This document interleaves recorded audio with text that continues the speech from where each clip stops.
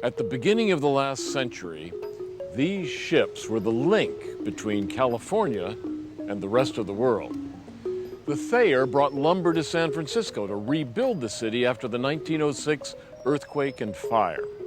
The Balclutha brought grain from California around Cape Horn to England and to Europe. These sailing ships were the only connection between California and the world economy. Today, 100 years later, 1 billion people are globally interconnected, creating new markets, creating new opportunities.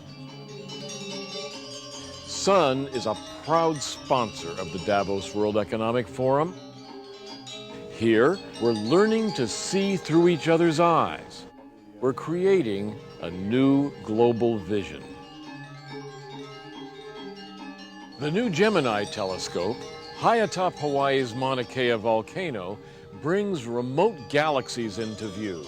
Scientists around the world are remotely looking through the telescope, studying the stars to understand our origins here on Earth.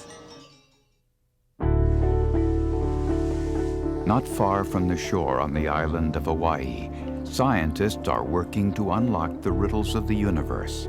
To see how our knowledge of the stars is expanding, we've come to the deepest mountain on Earth, Mauna Kea, rising 17,000 meters from the seafloor to the summit. Here at the summit, the world's largest collection of telescopes surveys the stars. These telescopes are linked by network to the world of scientific observers remotely distributed around the globe. Our digital journey is thus taking us from the stars to the top of this mountain out to the rest of the Earth. Digital Journey's John Gage began the day here at Halepuhaku, a living compound for the scientists who operate the telescopes. Located at 9,000 feet, it's where they come to catch their breath. From here, the expedition sets off for the mountaintop.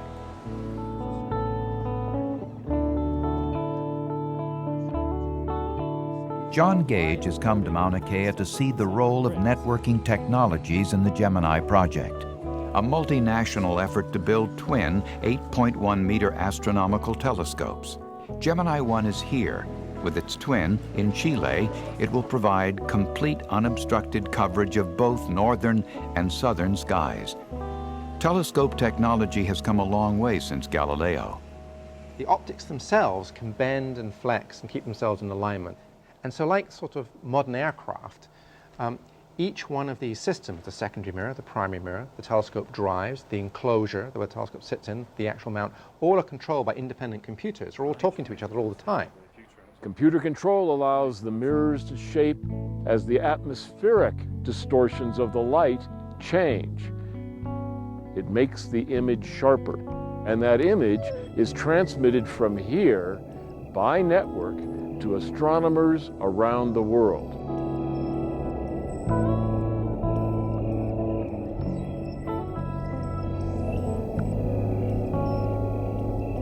Eventually, we'd like to operate the telescope over the internet. The advantages are that you don't have to travel to Hawaii, which may sound like a disadvantage, but if you don't have the money to it, it means in the past you simply couldn't do your science. It also means that different people all over the world can collaborate in real time. So it really is a partnership between the technology of telescopes, the partnership of the networking, and people's imagination. That sort of triangle, if you like, of technology, networking, and imagination will actually be looking at the universe in a decade, in 10, 20 years' time, saying, wow.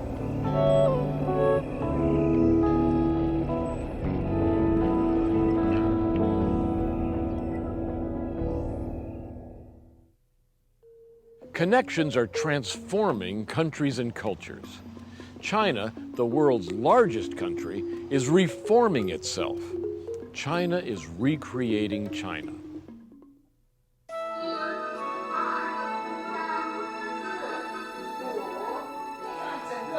Students at this advanced high school in Shanghai are dedicated to excellence in every field. Despite their Spartan dormitory life, they have unlimited expectations, and they are devoted to building a new China. When we studied our country's history, we're always proud of the 4 inventions, literary accomplishment, arts, cultures. I remember a dramatic letdown when we were studying histories. We realized that Chinese culture as a nation, as a country, never experienced industrial development. Today, students study post-industrial technology. High schoolers are learning to write computer programming like BASIC and Java. It took 10 years for PC to really took off in China, but only took internet 6 months, 1 year to really being broadly accepted. It seems like people can talk more directly and equally on the internet, and you can talk to almost anyone. As the students of this graduating class from prestigious Fudan University pack their bedrolls to leave for the last time, they enter a world where the only certainty is technological change. Don Shi has come to Fudan to recruit students for his software company. We go out actively to different provinces to talk to different universities, to colleges, to the graduates, and introduce them the future of web. And from there, we hire the individuals who are qualified and most importantly has the motivation to learn the technology. In order to develop, Chinese policy is to rebuild the institutional sinews of the state. Everything from the banking, legal, and delivery systems must be brought into the 21st century. There are infrastructures being constructed in China which make it exciting to participate in the early stage. Don Shi's company, Halcyon, is poised to develop the software that's needed. One of the difficulties of e-commerce is the standardization of different technology. So that's the vision that we have in terms of participating in e-commerce, to use Java as the foundation. Halcyon now employs 80 young engineers at its facility in Guangdong in southern China. Soon there will be 200. For these young Chinese, it's like a postgraduate school. Their pay is low by Silicon Valley standards, but the future is bright. All they have to do is focus on learning, focus on gaining the technology they need in order to participate in the development cycle. Over the last millennium, China resisted foreign technologies. Now, these young engineers are creating the software that will enable their country to evolve into the digital future. Is the digital future a human future? After all, everything human is analog. How can artists, musicians, creators use technology to build new forms of culture?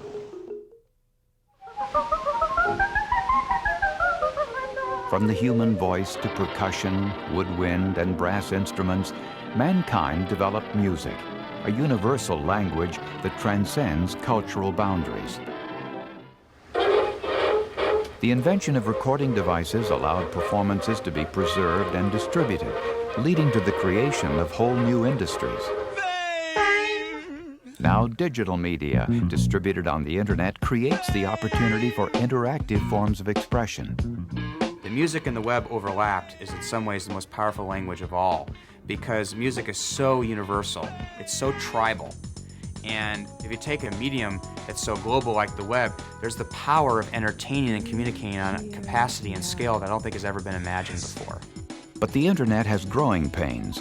Some say the web today is like a silent movie. It took a while really before the filmmaker's art became extended to a point where they could use dialogue and sound effects and music as a part of the overall experience. And if you try and watch television with the sound turned down, you'll probably fall asleep. So it's only logical that the web, which is possibly the most exciting of all of these media, should have sound absolutely as a core component. She blinded me with science! Thomas Dolby rocked to fame in the early 1980s with the MTV hit, She Blinded Me with Science. A musician and innovator, his groundbreaking work explored creative ways to merge music with computer technology. The motivation that really gets me up in the morning is to make a cultural impact. I'm really, I think, elevating the platform for interactive music. Cognitive studies show that in interactive communications you need three things: color, interactivity, and sound. People remember the song that they heard when they got married, the first time they kissed. Even though we assume we remember things better visually, audio is very, very lasting. Now Dolby wants to sonify the web. His company, Beatnik.com, is among those developing the interactive audio capabilities of the Internet. Sonification will permit a new generation of composers and multimedia designers to score, mix, and distribute music over the web. The nice thing about Beatnik is that the way it sounds to you, the musician, when you're creating it in your studio, is exactly the way it's going to sound to any user anywhere on the net, regardless of their modem speed. It's very interesting to imagine what the next generation of musicians are going to be doing with this technology. The web is bringing people together as a community. It's like a whole new way of expressing yourself, and it's so exciting being able to mix songs in real time. You can turn anybody on to that. The power of the web and this new language of interactive communications is we're going to recognize the genius of many people who couldn't fit society's format for ideas, because people can communicate in ways they couldn't before.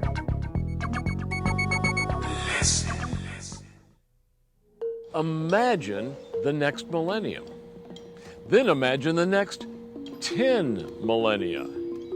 For computer scientist Danny Hillis and author Stuart Brand, the future is a long now.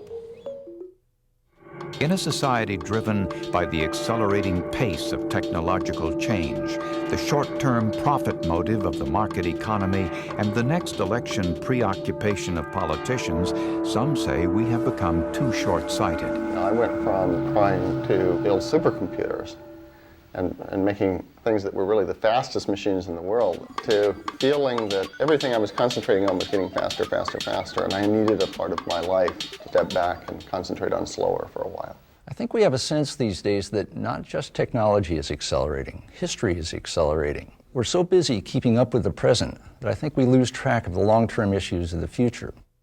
This is a story about time and responsibility, and a project designed to encourage people to think beyond the psychological barrier of the millennium and into the future. The clock of the long now is both a myth and a mechanism. One great thing about a clock is that it doesn't accelerate. 1 hour is exactly the same as the next. That's kind of reassuring. And clocks are familiar tools. They've been giving order to civilization since the 14th century. But where most clocks are about minutes and hours, this clock is about centuries and millennia. The clock of the long now is intended to last 10,000 years. It will keep time on a vastly expanded scale. The clock ticks once a day and bongs once a year, and the cuckoo comes out on the millennium. Danny Hillis has devised the mechanical design of the clock. I'm used to designing things out of electronics, so that would have been the easiest, but there's no way electronics could last 10,000 years. Its works consist of an ingenious binary mechanical system that has precision equal to 1 day in 20,000 years. It self-corrects by phase locking to the noon sun. In some sense, it's the largest mechanical computer that was ever built, certainly the slowest. The clock is intended to be an engineering artifact that inspires awe and fascination on the scale of Stonehenge.